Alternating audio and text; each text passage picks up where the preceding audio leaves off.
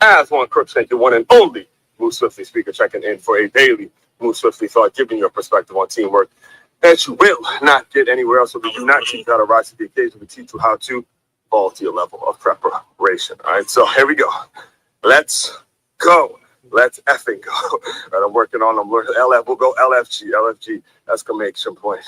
We are at another Monday. We're at another Make Your Move Monday. Make Your Move Monday.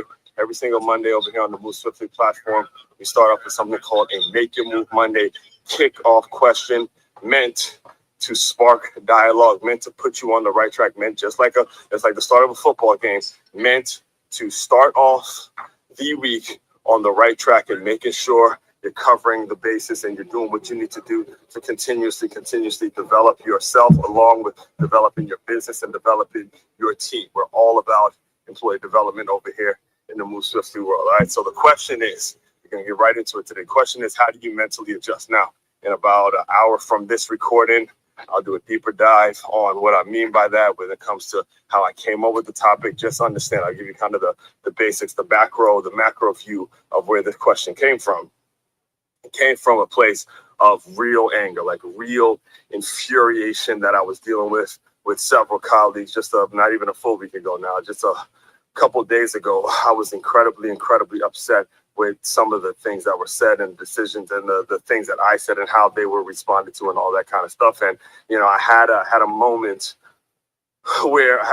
where the decision was on me to deal with the shit myself and mentally adjust, or go run and call my girl or go run and call my mom. One of the two people, probably the only two people, right? Only two people that are willing to listen to my issue. I had a chance to call them and I did not do it because I know in my mind, those two have their own issues. Those two have their own lives. Those two are their own people to where they don't, even though they're willing to listen to certain things and willing to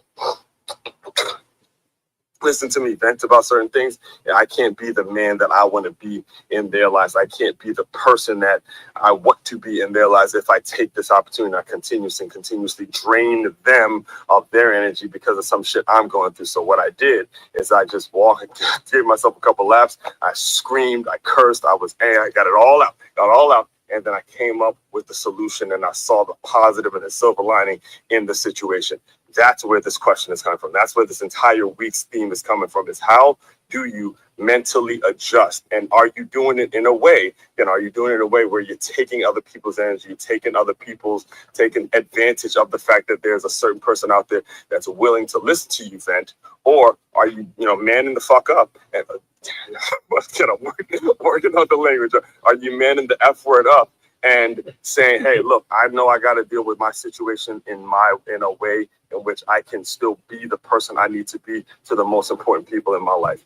That's what you have to do. And that's what we're going to be adjusting to. That's what we're going to be discussing all week, this step-by-step process on how to do it. And again, I'm not sitting here telling you that this is going to be an easy process. It's not an easy process, especially when you do have people in your life, when you're so intertwined, so used to going to other folks to vent and tell all your problems to. It's a challenging thing to break out of that habit and start to figure out how you're going to cope with your own self, because eventually you do that too often, you start taking advantage of others, and you do not want to do that, because eventually they just fall out of they lose respect for you. They don't want to hear all your complaining bull BS, right? They don't want to compare all your complaining BS. All right. So all that being said, employee development, again, that's what we do around here. The main website to check out to dive deeper into all of that, it's makeyourmove.com. That's MAKEYAMOVE.com. One-stop shop for your teamwork and your self-development needs. Good afternoon, good morning, good whatever time of day you may be consuming this. As one Crookshank here,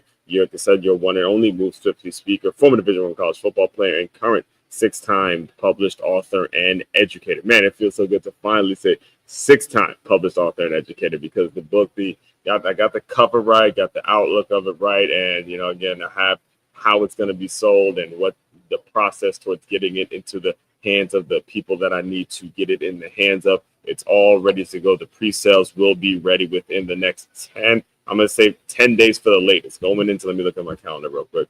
It's October 13th, so the next before we get to Halloween, yes, the pre-sales on how to be a wintrepreneur will be ready. It'll be ready right there. You can get a pre-order. You can pre-order your copy right there on makeyamove.com. That's makeyamove.com. You can get this. So what I'm deciding to do is, because the book is going to be compiled of a lot of the Medium articles that I have written here on medium.com. If you do follow me on Medium, make sure you contact me. There'll be a discount code of some sort, something in the store. If you follow me on Medium, if you do not, then you'll pay full price. There'll be some sort of a deal that I'm offering for all my Medium followers. So make sure you go to medium.com, follow me at Move Swiftly. That's where you'll get the majority of my writing and the things, again, some of the ones that may not be included in the book. The book is going to be compiled of more so the ones that are about being a entrepreneur, but I do also write about other things as well. So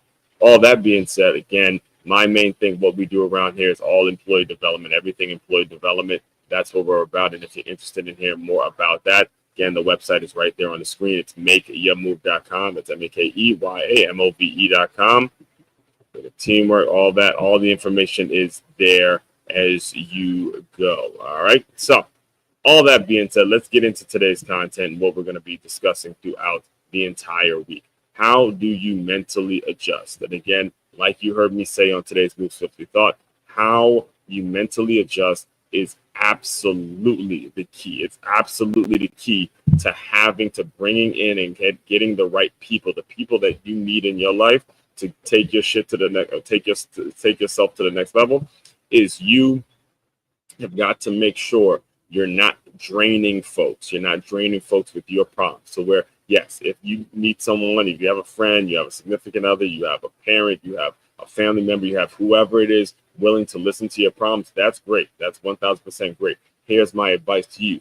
Do not abuse those people. Do not abuse those people who are willing to listen. Again, use them sparingly and figure out how you can now deal with your own problems on your time, so that way you can show up and start showing some appreciation for the fact that these people are in your lives. All right. The quickest way to remove some great people in your life is to drain them of their tank. So today's article, the reason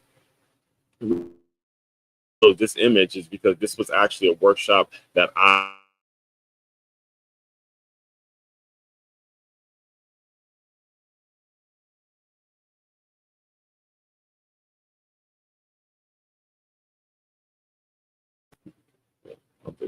spent a great deal of time as a trainer for a company named Positive Coaching Alliance. And one of the things that we would do is we would go to these workshops. We would host these workshops in which the principles, you have to teach certain principles. One of those principles was filling the emotional tank, right? So in order to demonstrate filling the emotional tank, I would grab one of these kids and I would drain their tank and tell you how it felt, and really dig into it when it comes to teaching them that principle. And too often do adults do this to each other. Too often, I don't even say adults, but we get in the habit, especially because this was a group of high school kids that you see me here with.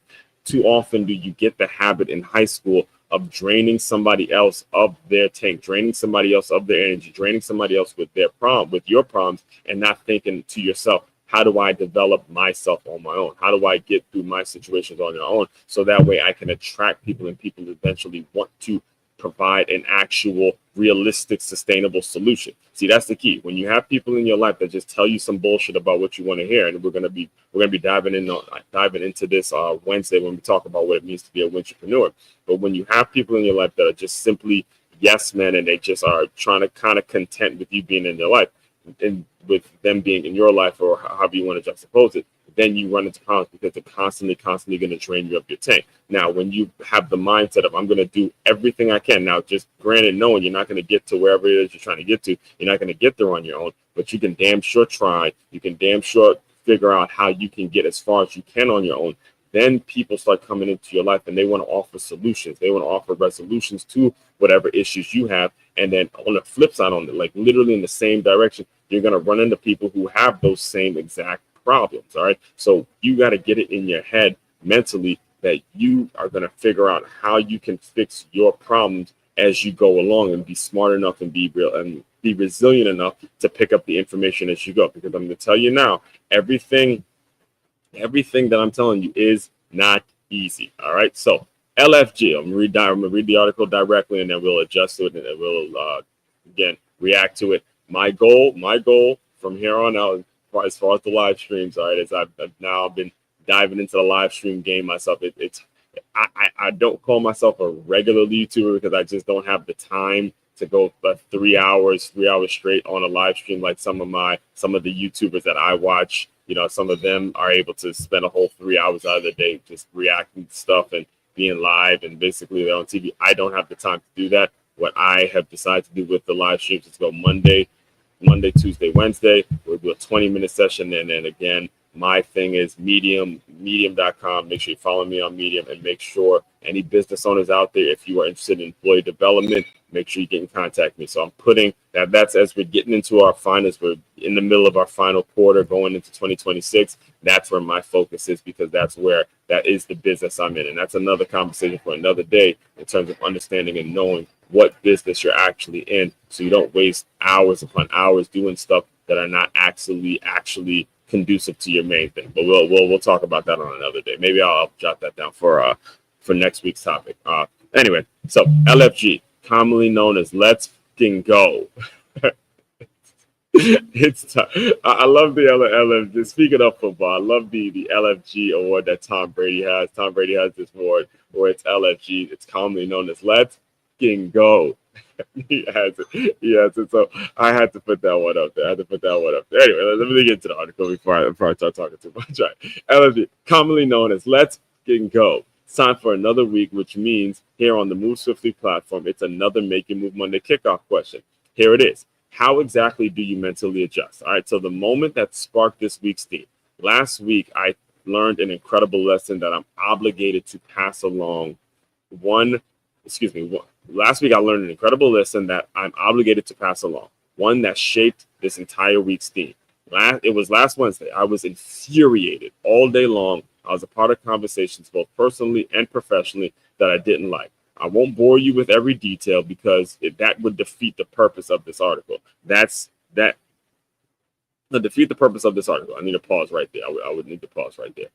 I'm not going to give you the details of every single conversation that I had that infuriated me, because that would be me venting to you about the details in terms of what you don't really give a shit about, right?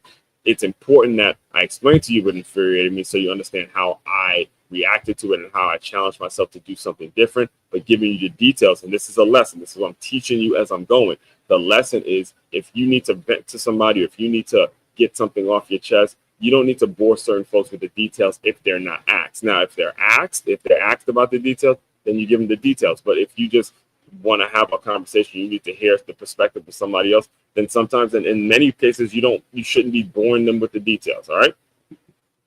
Here we go. So I won't bore you with every detail because that would defeat the purpose of this article. But here's the macro view of what I was feeling and how I processed it.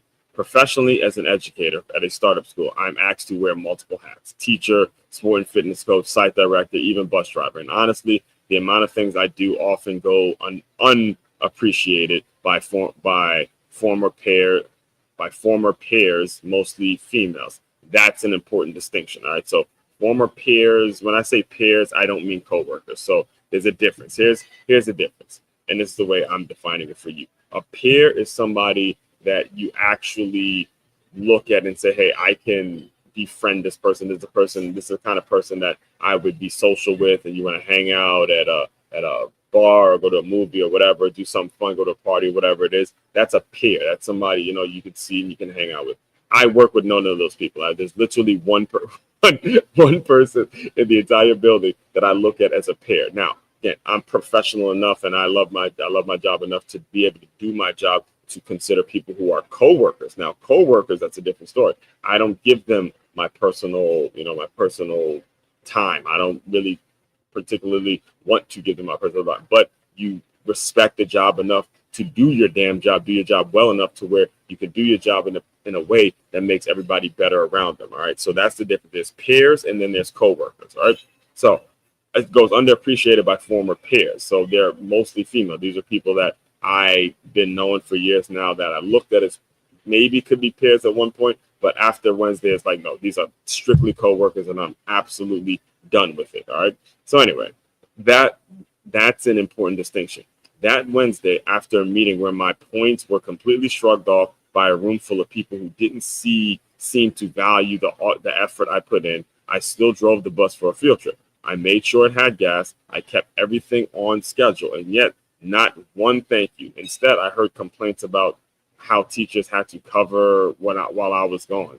That was the breaking point right there. So just so you guys have some clarity, as a bus driver, as a person who drives the bus, you have to make sure that the bus is where it needs to be. And if you're going to be transporting it, there's a lot of things, there's a lot of logistics that came with that, because again, driving, and if you get in an accident or God forbid something happens with kids on the bus, there's a lot of little things that just need to be made sure happen. And I have gotten to the point, I've gotten used to not necessarily being appreciated for it, because I'm not looking for the appreciation. I'm just looking for what's best for the kids.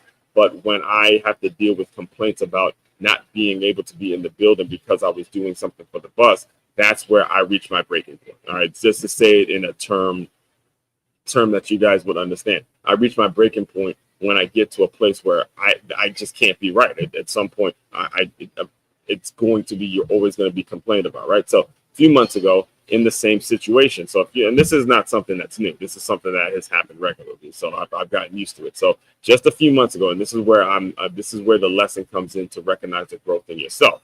Just a few months ago, in that same situation, I would have either called my girlfriend or I would have called my mom, because they're the only two people who always listen when I vent. But one of my personal goals this month, if you go back to last Monday, 2 Mondays ago, one of my personal goals this month was to strengthen those relationships, not drain them. All right, let me just make sure. Yeah, it was last week. If you go to last week, you would remember, hey, my goal was to actually strengthen the relationships between my mom and my girl and make sure that there's a solid foundation, there's a friendship in place, there's things that we could talk about that aren't just so venting and aren't complaining about somebody else. I want to strengthen those relationships, so I have to do what I have to do to strengthen those relationships. So I made a decision. Hear me now. This is important. I made a decision. Instead of calling either of them, I screamed to myself. Literally, I got it out, but it worked out on my own. I worked it out on my own. What I did is I got off the bus, and this is after I dropped the kids off to where they need to be. There was no women and children. It was just my job to, be there. It was like maybe a 45-minute time frame I had for the kids to do what they had to do at the field trip, and the teachers and all that. I took my walk around. I found a Walgreens, took a walk around the Walgreens, and just started screaming, yelling, cursing, going off, like absolutely going off, and just got it all out. And it was just me and whoever happened to be driving by that Walgreens at that moment, right? So all that being said, let's get back to the question. How do you mentally adjust? Do you automatically lean on others, or are you making a conscious effort to be considerate of the people who love you, recognizing that their time and peace matter too? But here's the hard truth that changed everything for me.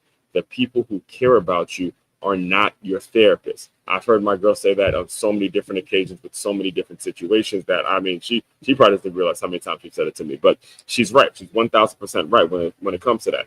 The people who care about you are not your therapist. They're not your fucking therapist. Excuse my French on that one, but they're not your therapist. And it's important that you recognize that, because when you start treating them like your therapist, you start treating other people like your therapist, eventually they just simply wither away, and they see, this is what happens. They see your text, they see your call, they're like, I'm good with that. I don't feel like hearing your bullshit. All right. They're not your therapist, and you should have enough respect to the relationship to not treat them like your fucking therapist. Again, excuse my French. I'm working on that. To not treat them like your therapist. All right. So when you're going through something mentally draining, it's easy to lean on those who are always willing to listen. But if you never take the time to work through your thoughts on your own, you start turning those relationships into emotional dumping grounds. The real definition of mentally adjusted. Real growth comes from learning to process pain privately before you bring it publicly. That's what mentally adjusting really means. Training your mind to self-regulate, reflect, and recalibrate without draining the people who genuinely want to see you win. Hear me on that point. The people who genuinely want to see you win, you don't need to be draining them with your shit. You don't need to be draining them with all your problems. You cannot do it. You got to have enough respect for the relationship, enough respect for the fact that you have someone in your life that's willing enough to care, that you don't want to drain them of the relationship. And you should always, always, always, always have the mentality of how am I serving this person? How am I adding to this person's life? How am I making it so this person is better because they met me, because of what it is I'm about? You should not be in the business of I'm just going to drain this person because they're willing to listen. That's how divorces start. That's how families break up. That's how broken homes gets created. Those are the situations because your punk ass can't man up and decide, hey, I'm going to start dealing with my own shit on my own. All right. I'm gonna appreciate your support enough to not drain you with my fucking problems. Yeah, excuse my French. Sorry, I get fired up because there's so many people that do that bullshit. All right. So when you stop making others responsible for your peace, you start protecting your peace. All right. Final thought. If you're serious about personal growth, about showing up stronger at work, at home, or for your team, your adjustment has to start internally. Don't let frustrations turn into dependency. Let it turn into focus. Lesson. Work it out privately so you can show up powerfully. And then as the action step, you guys know, makeyourmove.com, one-stop shop for your teamwork and your self-development needs. Again, all of this is, some of this is going to be added. Going to have the pre-orders for how to be a entrepreneur right here on this site. And we're going to be doing a lot of different things when it comes to academies. Once that book is out, there's going to be a lot of little programs and memberships. I'll be running promos running for the book. So make sure, again, simply go to makeyourmove.com. And the next thing that you can do to get yourself a good deal, a good discount on the book is make sure you go to medium.com. Make sure you're following me on medium.com at MoveSwiftly44. All of these articles, there's a lot of them. So what I decided to do is I decided that I was going to put them all in an actual book format. Because the journey and the things I've lived through, man, it's too great not to tell, right? It's too great not to tell. There's so many great things that have happened. The story's just been too good not to tell. So everyone out there, again, continue to move swiftly as well. Let me officially outro the right way. As one Crookshank, your one and only Move Swiftly speaker, checking out. You guys continue to move swiftly. We will talk more soon.